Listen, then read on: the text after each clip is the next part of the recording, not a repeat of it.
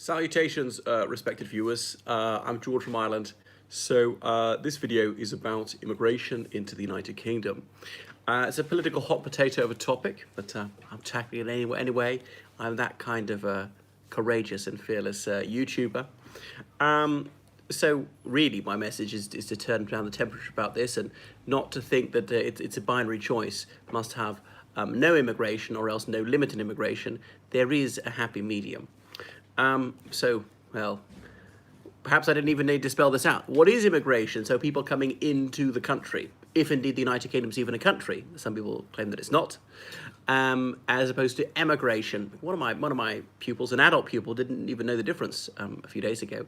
Emigration with an E is going out of the country. Hello, Carla Rutherford. I'm glad you think that it's a good subject. Now, you could also talk about transmigration, so moving within the country. Supposing you moved from like Birmingham to Northern Ireland, that'd be transmigration, be within the United Kingdom. I know there are those who say, oh, Northern Ireland should be in the UK, should be part of the Republic of Ireland, and blah, blah, blah. So that's that. So obviously immigration is nothing new. Go back to the dawn of man 3.5 million years ago in the Rift Valley in Africa. So considering how long Homo sapiens have been distinct species, the time that, say, the UK has existed is the blinking of an eye. And yet people attach great importance to borders, flags, passports, identity. I suppose the here and now is what matters to us. And they invest these things with great emotion. And I feel it myself sometimes. So it's the fascinating thing about identity, ethnicity, nationality, the way we can have an incredibly long memory on some issues, a very short memory on other ones. We have sort of selective amnesia. We have many gaps in our knowledge. So obviously the UK as such has only existed since 1707. There were some predecessor states, and Ireland, Scotland, and England and Wales. Wales and England have been united for quite some time before that. Obviously the major portion of Ireland were not part of the UK anyway. So I'm going to look back to well before 1707 to the antecedent states of the UK. And really until the Middle Ages there wasn't immigration as such, it was more invasion, and this is talking about very, very small scale immigration. You know, the Romans invading and the Anglo-Saxons and the Danes and the Norse and so on.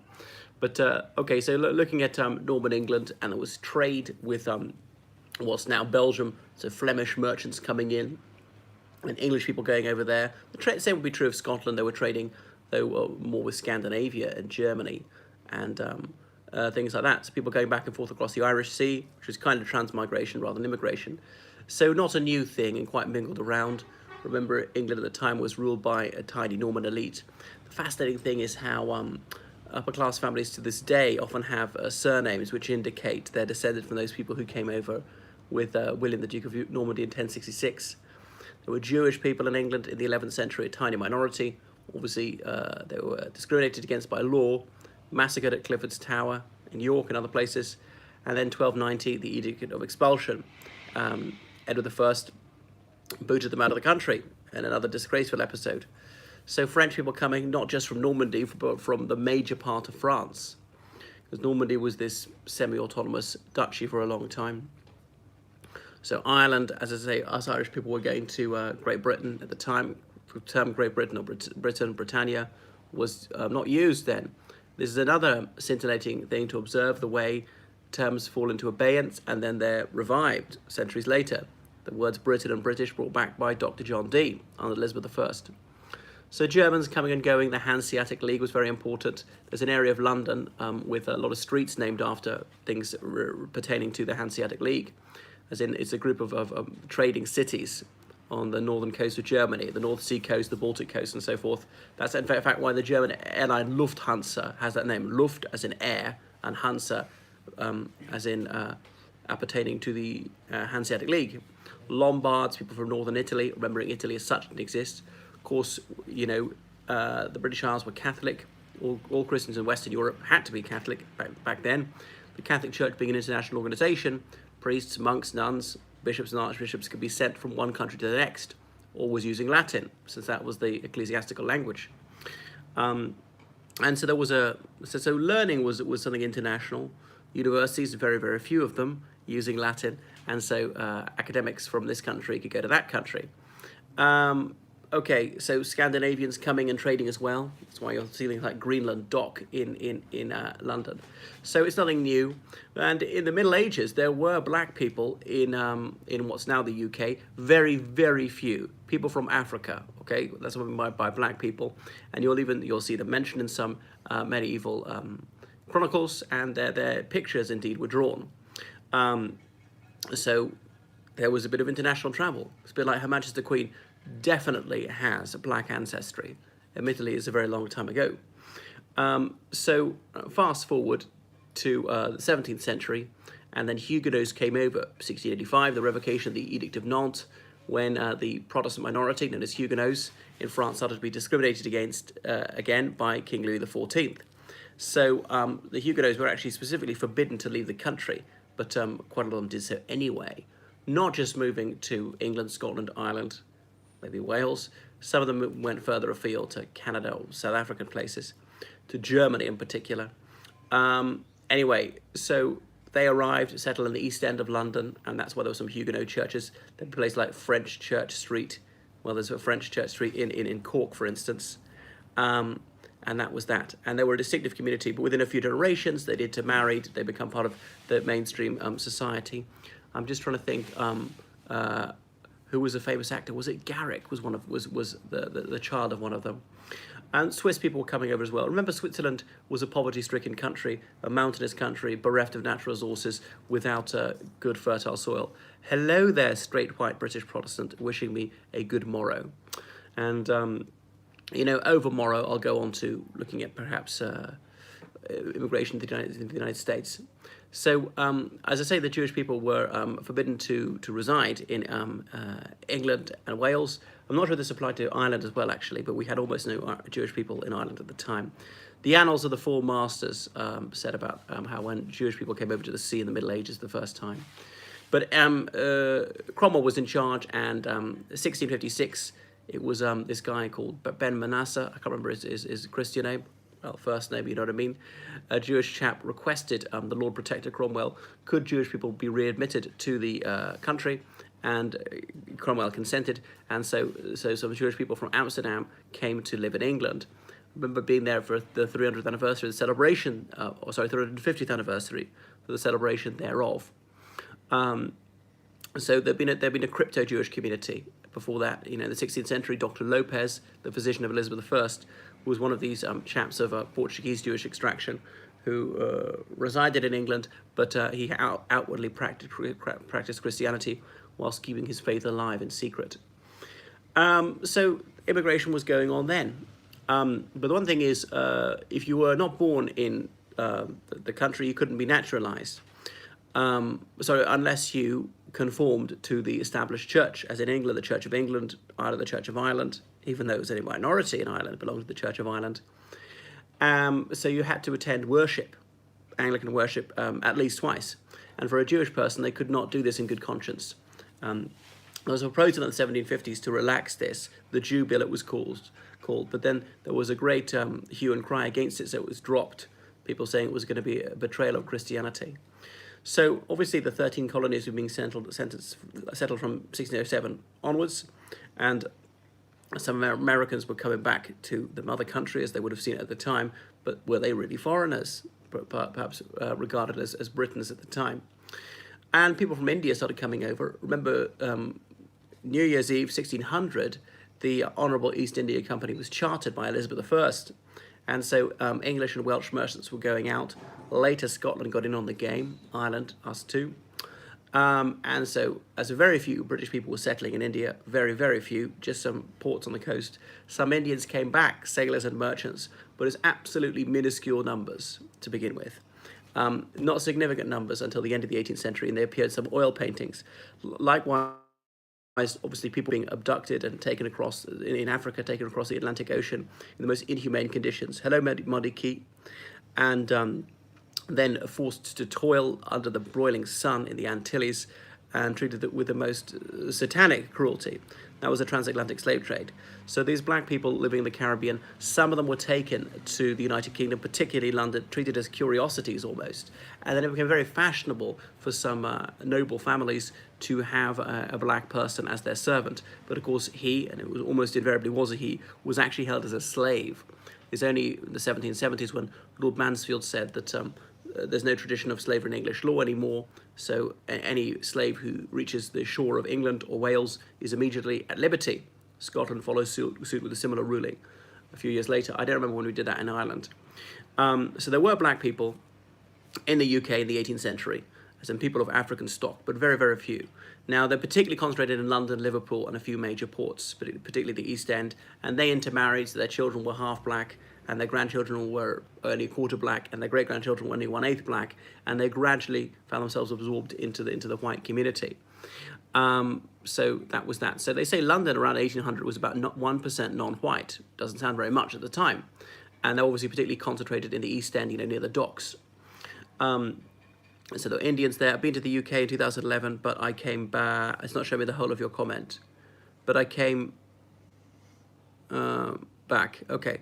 And the first Indian restaurant founded in London, just near Berkeley Square, if I've got that right, in the very early 19th century. I can't remember the chap's name, Dean Sheikh Mohammed, something like that, a Muslim bloke.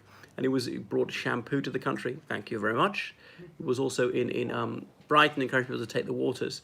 There started this fascination with all things Indian at the time, because the East India Company was making some people a mint, and there started to be a significant number of Britons in India. I know in relation to India's gigantic population was tiny. Sham marriage business is for Indians. Well, the sham marriage business they really cracked down on. Okay, so sometimes if people wanted to live in the United Kingdom, they could persuade a British citizen to marry them, then that person would be allowed to stay. So sometimes they would have a marriage despite not having any relationship, just meeting, exchanging money, that was it, and not living together afterwards.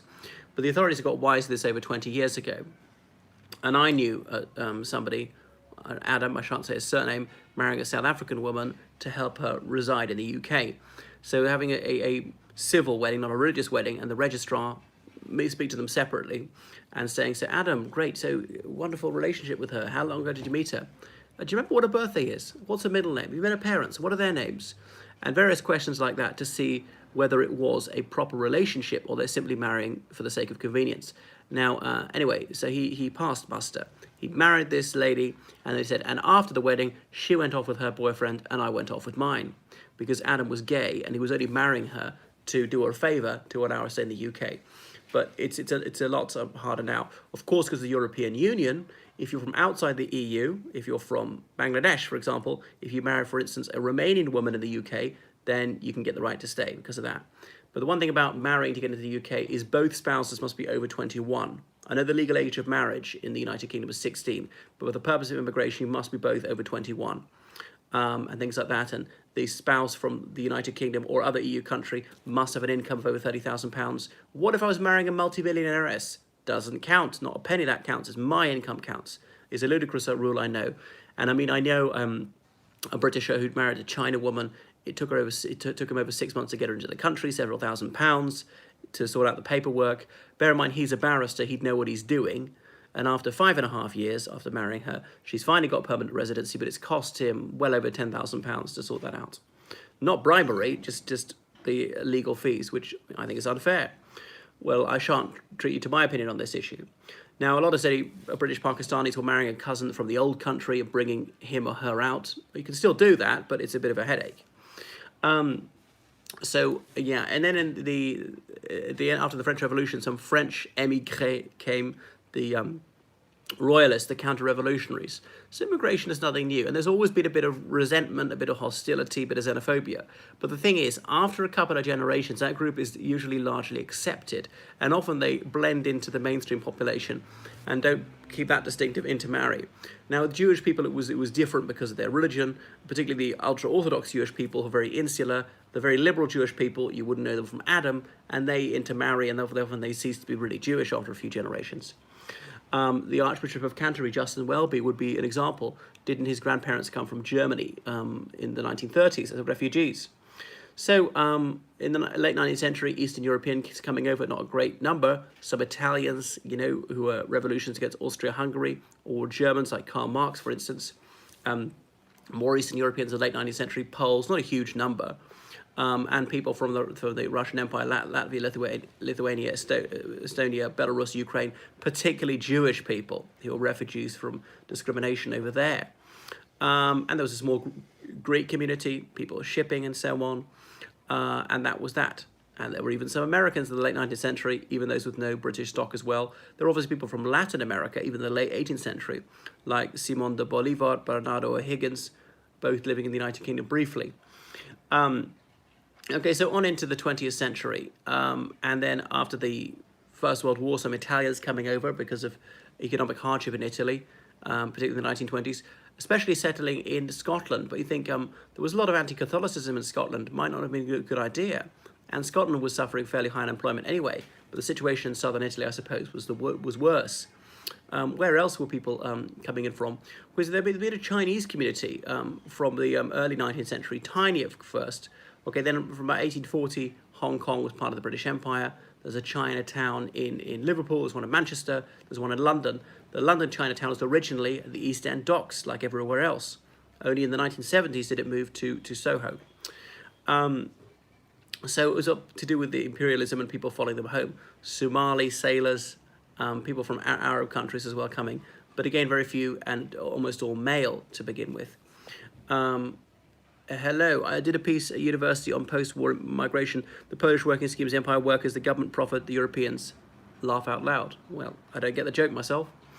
So in the 1930s, there have been some German refugees, some Jewish, most not. Some of them, anti-Nazis coming over. Spanish Republicans coming over in the late 1930s because they didn't want to be ruled by Franco. And 1939, the Second World War broke out. Some of the Polish army came to the United Kingdom, settled in particular areas, especially Scotland.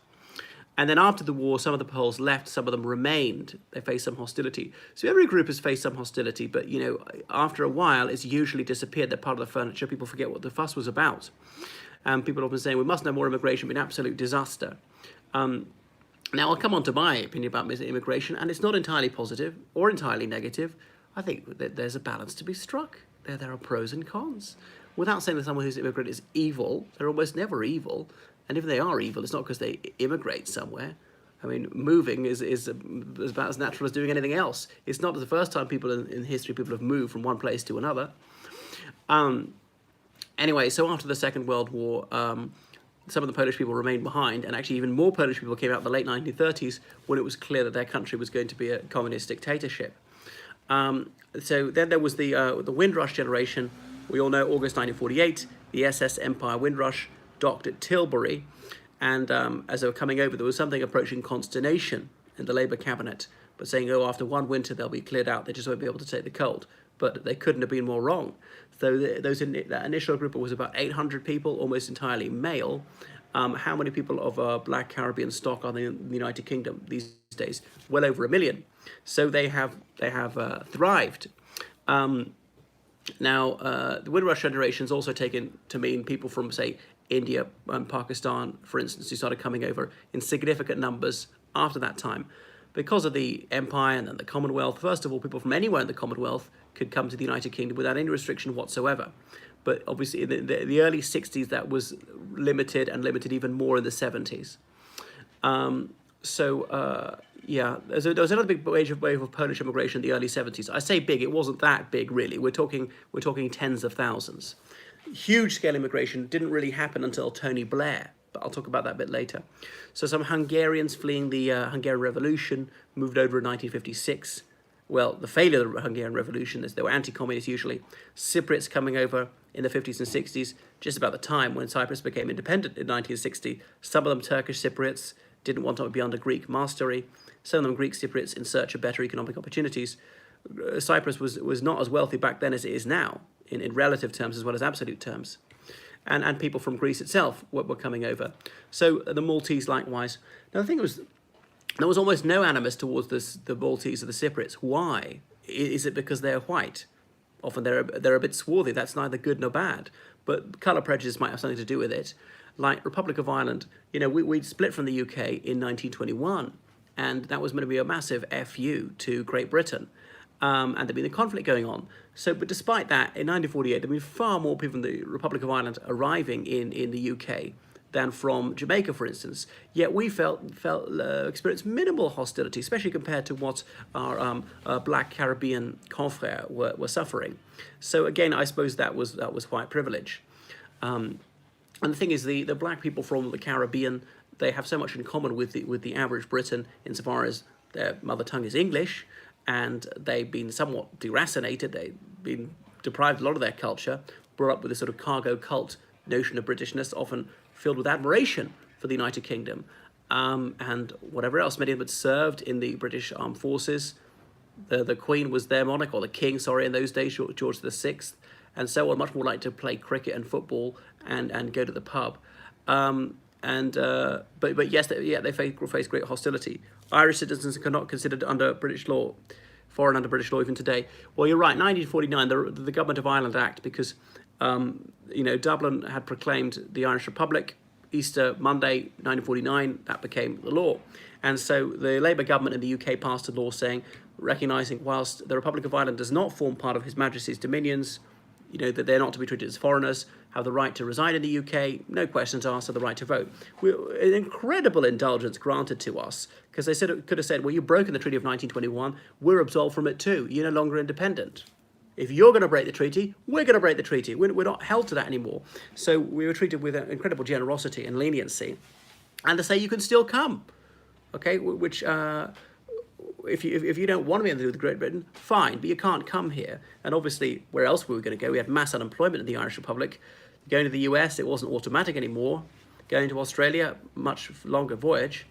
Anyway, so we were very lucky. We was treated very well by our kith and kin in Great Britain. So where was I? Into the late 20th century. So some Spanish and Italian people coming in the 1970s. You may have seen Fawlty Towers, and John Cleese said because there were so many waiters who were Spanish or Italian in London at the time, and often they spoke very limited English. If you asked for a dish, you're lucky if you got the one you ordered, because they often misunderstood. And obviously Commonwealth immigration was coming on, but it was dipping. It was becoming more difficult to come in. Because there was a backlash. There were the Notting Hill race riots in the late 1950s. Sir Oswald Mosley was fulminating against these people. So the thing is, from the Second World War, there was net emigration. More people were moving out than moving in. Some children were evacuated to Canada, Australia, the US in the war. Some of them never came back. Their parents even emigrated. British people moving overseas, moving to the United States, Canada, South Africa, Australia, New Zealand. Australia had this policy, populate or die, the £10 POM, the assisted passage scheme, making it easy to go overseas. Some British people moving to, say, Argentina. That's the odd thing, where people being welcomed in. And the UK desperately needed immigration because there were labour shortages in construction and the NHS, the London Underground, on the buses, various factories. The Republic of Ireland factories in England were advertising and getting people to come over. People were always saying there was too much immigration, even though there wasn't. But that doesn't mean that claim is always wrong. It was wrong in the 1950s. It doesn't mean it's wrong now. And into the 1980s, there was always a bit of Commonwealth immigration. And it's only in the late 1980s that it starts to be net immigration, more people coming in than going out.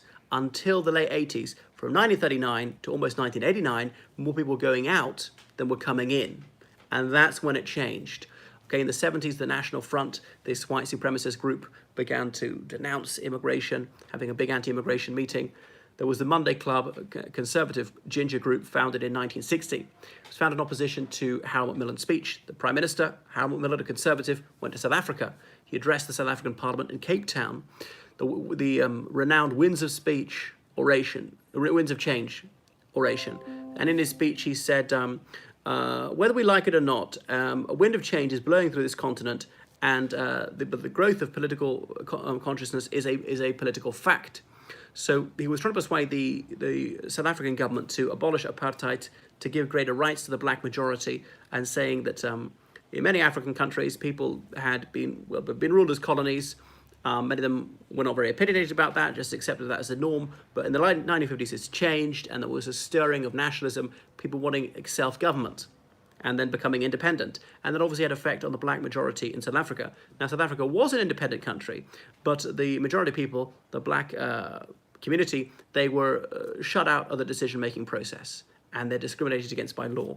So anyway, the Monday Club was founded in opposition to this, saying we shouldn't decolonize and we shouldn't demand that the white South Africans share power with the black majority because things will go very badly, might be a disaster. It was very rather early doors to say that because, as in these African countries only be independent very briefly, things hadn't gone wrong by that stage. But anyway, the Monday Club, with a complete want of logic, said it's fine for whites to move to Africa, but it's bad for black people to move to Europe. Come on, make your mind up. And then there was this idea of voluntary repatriation. If someone from the Commonwealth, could be Pakistan, could be Trinidad, came to live in the United Kingdom, could pay this person to leave, voluntarily leaving, going back to their former country, and then some money to make that easier. But I mean, I don't know if that's ever been abolished, actually, but very, very few people took that one up. But then some people were saying a compulsory repatriation.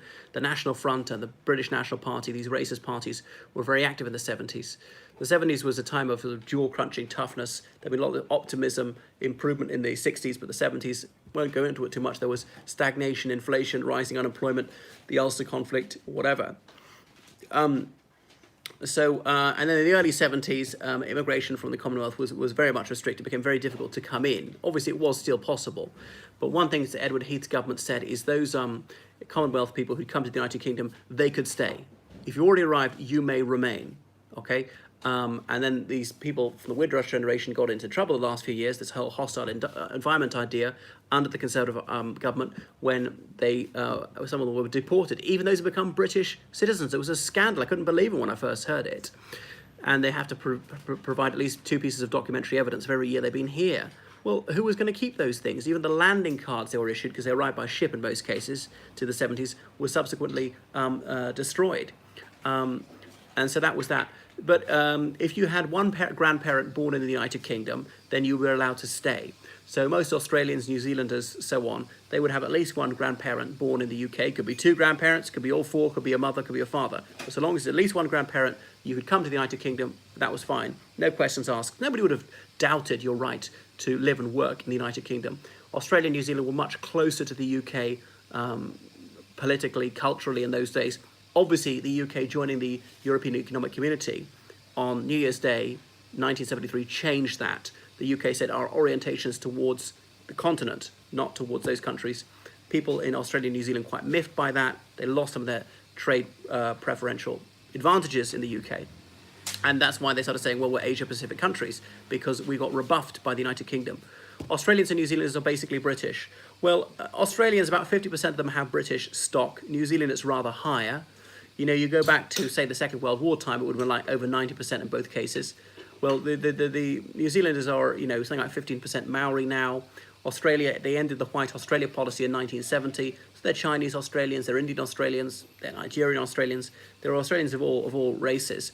And new Australians faced grief. I was speaking to an Australian woman only the other day, and she said her mother had arrived from Poland as a child in the 1950s and faced a lot of prejudice. People insulting them, saying they had no right to be there, and blah, blah, blah. So much so that she made sure that her daughter didn't learn Polish because she didn't want her to face the same sort of bigotry that she'd suffered from. So into the 1980s, there was always some immigration and some pressure for the National Front, especially in times of rising unemployment. And there was higher unemployment there. And obviously, the immigration pattern is chain migration. She arrives, invites her sister brings her husband invites a friend, the friend invites a cousin, and there's safety in numbers and settling in certain clusters. Leicester for Indians, particularly Hindu Indians, Bradford for Pakistanis, within London, the black community, particularly in Brixton, because the first men who'd arrived had been settled in an old bomb shelter in Clapham. The nearest job centre, or we would call it labour exchange in those days, was at Brixton, Cold Harbour Lane, and so on.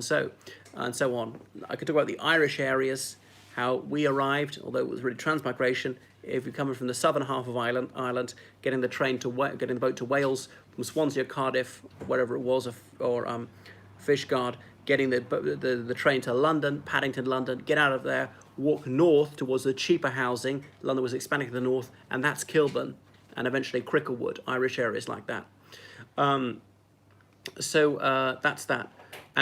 So then, because of the European Union, founded in 1993, people from the other 11 countries could come. Well, Republic of Ireland, we could come anyway.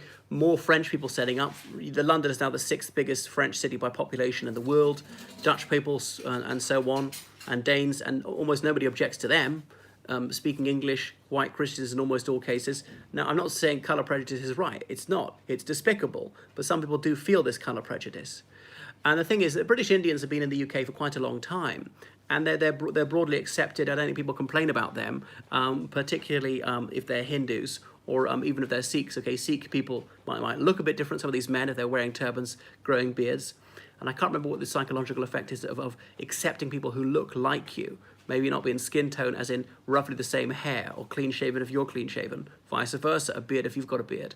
So there is anti-Muslim prejudice again. Okay, still there's Islamophobia, and so it wasn't huge until maybe the 90s. There was a Salman Rushdie case about his book, The Satanic Verses. Should it be banned? And even some Conservative MPs saying it should be banned. And Labour MPs like Keith Vaz going along with that in a shameful attack on freedom of expression. But then we all know about 9/11 and things like that, and so anti-Muslim feeling began to increase. And obviously there are some Indian Muslims, but not many. The British Pakistani community is almost entirely Muslim. The British Bangladeshi community is almost entirely Muslim. So ethnic minority people were were obviously insulted, sometimes beaten up, sometimes murdered.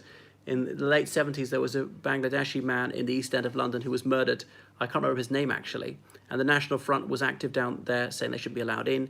The National Front had their own magazine called Bulldog, giving it out to school children, things like that. So the National Front, 1979, this white supremacist party thought they were on the verge of a big electoral breakthrough, and they got, was it 2% of the vote, but not a single seat.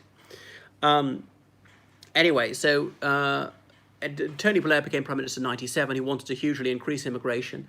As one of his advisors later said, it was to rub the right's nose in diversity. The other thing is immigrants were much more likely to vote Labour than Conservative, partly because, well, the Labour government was more welcoming to them. They tend to settle in urban areas, which are quite strongly Labour anyway, so you'd be influenced by your neighbours.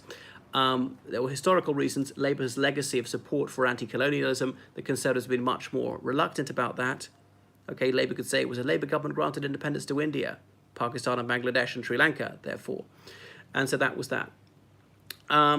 Anyway, so immigration hugely increased under Blair. Because it's a good thing, you could say not. But the Migration Watch was founded to say it's not entirely a positive thing. There are good things, it can boost the economy, people can work in certain key sectors, but obviously there's more competition for jobs, it leads to wage compression, they're taking our jobs. Well, sometimes they are taking our jobs. If they're allowed in legally, they are permitted to do so. It's not a bad thing to do so. If you're a capitalist, you believe in competition. Competition is good for a consumer. If the immigrant, if he or she is more highly qualified, harder working, or works for a lower wage, then yeah, he's going to get that job, or she's going to get that job.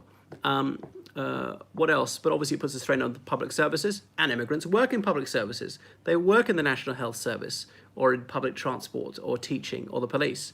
But they also use these services, and some of them don't work in public services. So I'm trying not to moralize here, or to make it an emotive topic, but just to say that there are negatives as well as positives, and not to be judgmental of saying anyone's like wicked or unethical for being an immigrant. They're not. Even being an illegal immigrant. Now, legal and illegal is different. The difference between like buying and stealing or something. But I've met enough illegal immigrants. I don't think they're particularly bad people. And if I were their situation, I might do likewise. But obviously, and the illegal immigrant might say, well, if I was a citizen of this country, I might do likewise in seeking to prevent illegal immigration. If we're going to have an immigration policy at all, we have laws, and therefore they have to be enforced. And it's not fair on those who come the right way, who apply, who pay the money, who come legally, to then have someone come illegally, get all the same rights. So it's a multifaceted issue, and it shouldn't be reduced to some sort of bifurcation, as in totally pro or totally against. Have some sort of limited policy, controlled immigration, as Michael Howard used to say. It's exploited by demagogues on both sides. Anyone who says there should be any restriction on immigration is a foul racist. That's ridiculous. Opening the border seems ludicrous to me. So then 2004, 10 new countries joined the EU. I shan't name them all, but Latvia, Lithuania, Estonia, Poland, Slovakia, the Czech Republic, Slovenia, Malta, Cyprus, Hungary. And so they're all allowed to join, they're all allowed to come to the United Kingdom. That wasn't automatic. Most EU countries said these two member states, they can't come automatically. After 5 years, they can all come, but it's limited for the first 5 years. The UK, Republic of Ireland, I think it was Sweden, said they can all come instantly, no limitations whatsoever. The Labour government, they ridiculously underestimated. They said something like 20,000 people would come, and it was more like 400,000 in the first year. It was a crazy underestimate. It was absolutely moronic. It was a disastrous failure to get it remotely right. So people came over and they worked in all sorts of sectors, and in some ways that was a good thing. Okay, but obviously it puts more pressure on housing. The housing stock is limited. The UK housing stock is not keeping pace with what it needs to be. Now, the problems of housing in the UK are multifactorial, like not building a sufficient number, the green belt. I want a green belt, but it does cause problems. Giving out mortgages maybe too easily, making it too easy for people from abroad to buy properties, which jacks up the price. Lots of things. The sort of the maldistribution of the population, London overpopulated, Darlington, and so on, very underpopulated, lots of empty houses up there. And of course immigration as well. Now immigrants help to build houses, so they improve the situation in some ways. Others make it a bit worse. Not saying they're like immoral, they're not being wicked and making it worse, but they do contribute to the problem. They're not trying to make it worse, but that is the plain truth. The more people you have, then the more demand there is for housing. It stands to reason. So there we go. Anyway, so after 2009, all these people from those 10 new member states would have been allowed in anyway. 2007, Bulgaria and Romania admitted to the EU, and again, they get the automatic right to come and live and work in the United Kingdom. So that was that. So we have nation states, we have citizenship, we have residency. Now, obviously, there's European citizenship. Treaty of Maastricht created that. The citizenship of the EU adds to and does not replace national citizenship. So we need to monitor and control things. And it was the Labour government, they abolished emigration controls. They know who's coming in, but they decided they weren't going to bother collecting information about who's going out. So difficult to know who's here and who's not. Obviously, there is a sort of back door into the UK. Come to the Republic of Ireland. There are no border checks. Get on a bus or a train, or just drive, walk, cycle, anything, ride, swim, take a boat to Northern Ireland. You're in the UK. And then you can go anywhere else in the UK. Go to England, Scotland, Wales. So even if you're not allowed into the UK, if you go to the Republic of Ireland, you can come in because there's no border checks, there's no police officer, no immigration officer asking you who you are. So we should decide who should be let in and how many. Should nationality count at all? Now, the one thing about the EU is reciprocity. Okay, all Britons can go to Spain, all Spaniards can go to Britain. Okay. Now, the thing is, there are significant numbers going in either direction. But let's take Romania. For every one Briton going to Romania, there are probably about 100 Romanians coming to the United Kingdom. Now, I'm certainly not anti-Romanian, just saying that's that. It's not as wealthy, so unsurprisingly, more people move west than move east. So it's not bad or good to be any nationality. So immigration is a mixed blessing, and people should stop pretending it's entirely good. And most immigrants, they're decent people. A few of them are bad. A few of them are criminals. But we shouldn't demonize the whole lot. A few bad apples don't spoil the bunch. So under EU law, it's very, very difficult to exclude someone from another EU country. They have to commit a really major crime, like murder or something like that. If they come to the UK and commit a serious crime, they can be deported. Now, I don't want people deported for shoplifting or something very trivial like graffiti, but they commit a major crime, they should be kicked out. There was a Lithuanian man who was sent to prison in Lithuania for murdering his wife.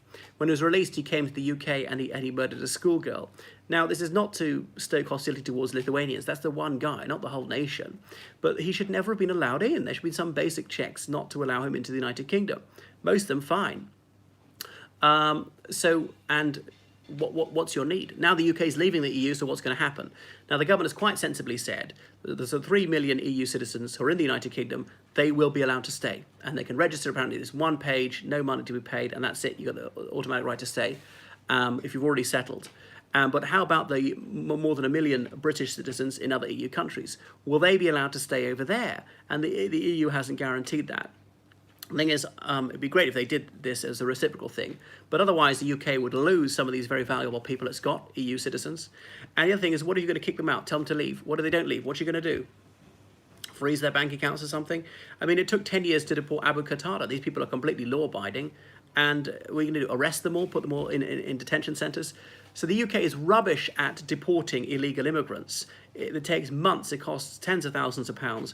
Sometimes they're offered a package, a few thousand quid, are you willing to leave? And they do, and that's a saving for the government.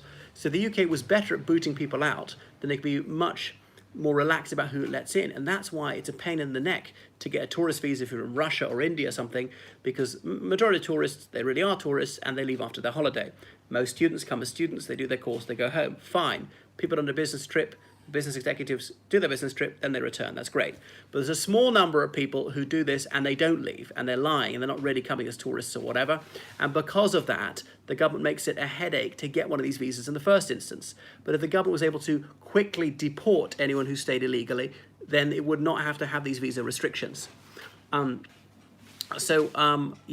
there's Alan Bennett, that play he wrote, or that sketch he wrote, A Chip in the Sugar, and there's a quotation on unemployment when this bigoted old man is saying, oh, unemployment is not Thatcher, it's the blacks. So scapegoating the ethnic minorities for all problems. So I don't want any ethnic minority to be scapegoated. Obviously, bad behavior is an individual thing, and immigration is good in some ways. It's right that we should shout that from the rooftops. We should also say that there is a negative side to it. And say, oh, well, people can have communicable diseases like HIV and so on. And again, that's true. Not that anyone's bad for being HIV positive. I'm not judgmental about anyone, but it's true. It can be passed on. I know you can catch that from someone who's in the UK anyway, but no need to make it worse. I don't hate anyone, but I think multiculturalism is a mistake. Well, I don't really think it's a mistake. I mean, multiculturalism is not new. What is a culture? One culture is not hermetically sealed from the next. We absorb memes, we transmit memes. We can't draw a sort of firewall, make a firewall between one culture and the next. And I was speaking to a white American supremacist about the other day. I was saying, you know, tea is Chinese, coffee is Ethiopian, cotton is Egyptian. You use all these things. Is that multicultural? The English language is Indo-European. It's absorbed words from all sorts of languages. Does that make you multicultural? Or whatever. Christianity is copied from Judaism. Does that make you multicultural to believe in that? You know, Santa Claus, that idea comes from Turkey. Well, what's now Turkey? Does that make you multicultural? And loads of things. So anyway, you could check people for communicable diseases. I mean, I know HIV is a condition you can live with these days. And I speak to some doctors saying, well, we shouldn't exclude people who are HIV positive because you could use condoms to avoid trying to get this disease. Even if you get it, it's not a killer like it used to be. So I'm not trying to say, oh, they all have diseases. No, most of them don't do.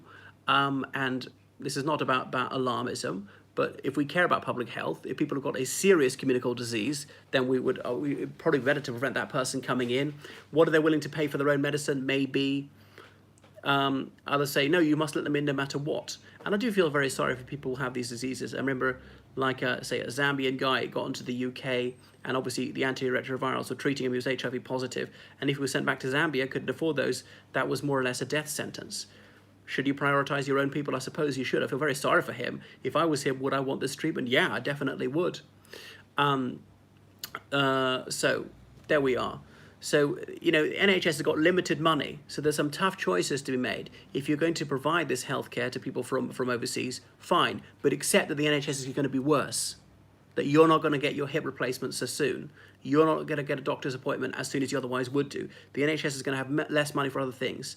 Okay, you can be all very generous, but it does come at a cost. Are you willing to bear that cost? Maybe you are, but at least face up to the fact that there is a cost.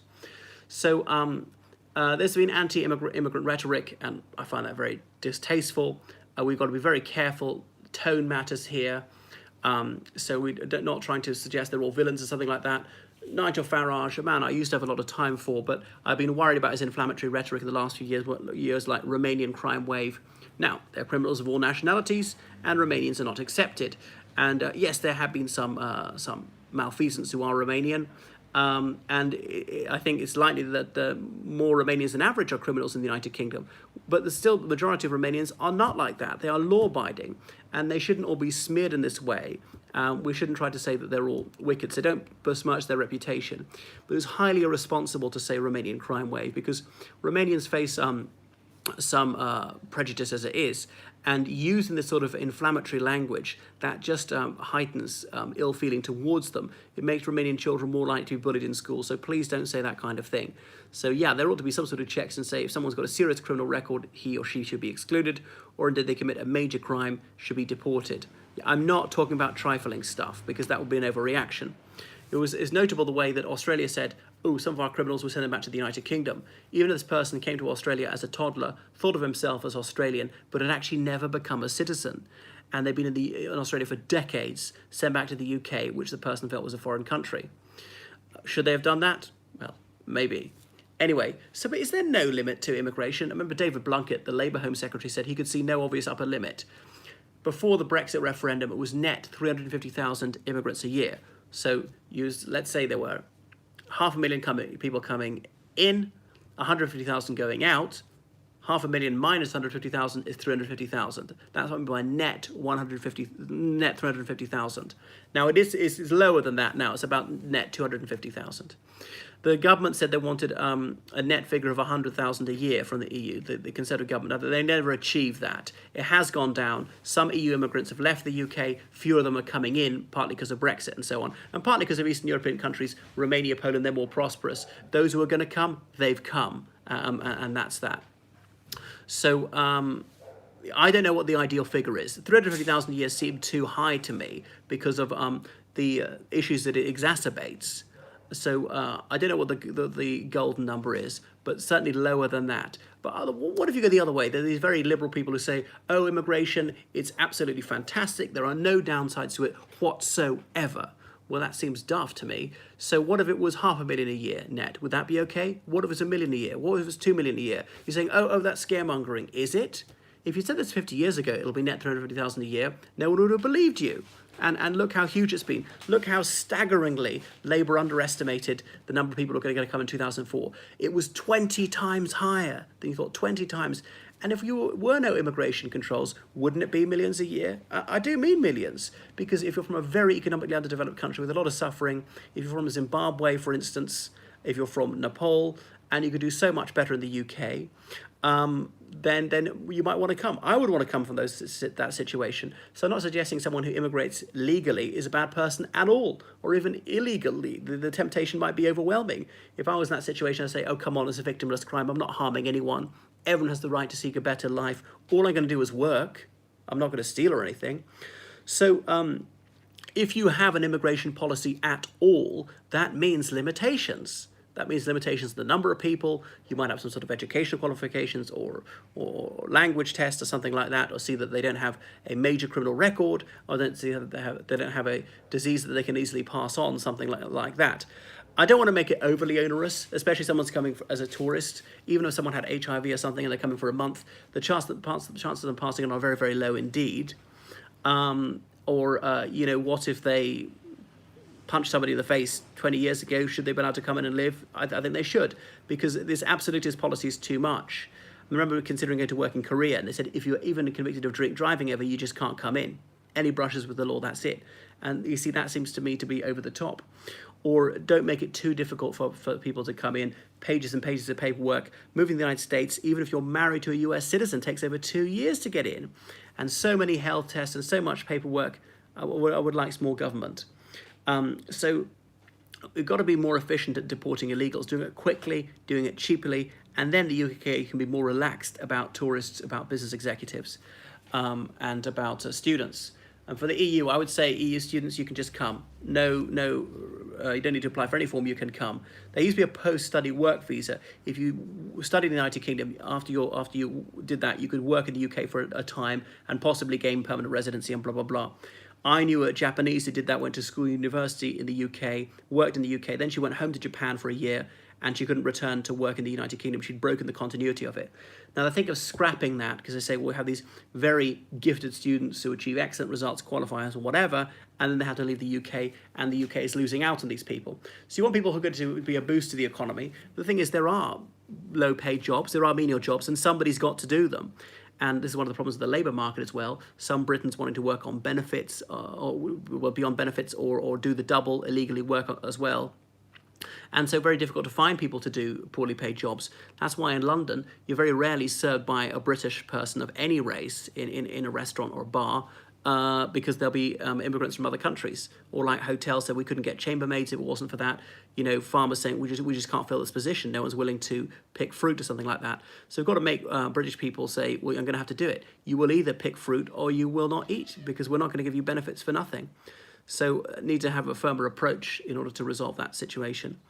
And then asylum is a separate but related issue. People saying, I have a well-founded fear of persecution in my homeland, so I need to be here. So it doesn't have to be danger of death. It could be danger of death. It could be less. It could be danger of torture, discrimination on the grounds of your ethnicity, your political views, your sexual orientation, your religion. But the thing is, you go to the first safe country. If you're fleeing from Burma, for example, you can go to Bangladesh or Thailand. You don't need to come all the way to the UK. Why are you passing through dozens of safe countries to come to the UK? Because you're an economic migrant, really. You want a higher standard of living? Fine. I would want a higher standard of living too. But at least say that, to tell the truth about it. And people from Syria passing through a dozen safe countries to come to the UK. Why? Well, if they're coming illegally, I mean, English is the language they're most likely to learn. There are no ID cards in the UK, so they can easily disappear into the community and things like that. So need to be more restrictive about this, and obviously Turkey letting them come in, EU countries letting them come across their safe territory to the UK. Think they're getting rid of a problem. Why did so many of them camp out near Sangatte in the jungle camp in Calais? Why not stay in France? Because they thought the UK was more of a soft touch and wanting to come there. So asylum seekers, they're not all bad people. I might do likewise if I was the same. But the UK needs to have a sensible policy. We're not going to allow just anybody in.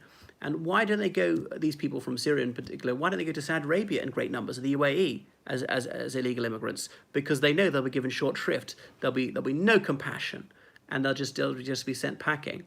Now, I wouldn't want to be that harsh, but it shows how the UK is definitely not racist and is definitely not a bigoted country. There is some racism, there is some religious bigotry, unfortunately, but overall it's not like that. Otherwise, people from all these far-flung lands, people of all races, of all religions, wouldn't be risking life and limb to get into the United Kingdom. So, yeah, just don't make it too attractive. You can be in your detention centre. It's not a hotel. You ought to be so grateful for what the United Kingdom is doing to you, and then allowed out. And once the situation improves and it's safe, then you should return to your homeland, because you didn't come as an immigrant. You came as a refugee for a limited period. So there we are. These are my uncollected views on immigration. Trying to tone down the rhetoric. I don't like some of these far left people shrieking, accusing everyone of being a racist who proposes having any immigration policy whatsoever, any restriction on this, or any deportation of anyone who's come illegally, done anything. I don't like that absolutist, bigoted, malicious attitude of the extreme pro-immigration lobby. Okay, signing off now.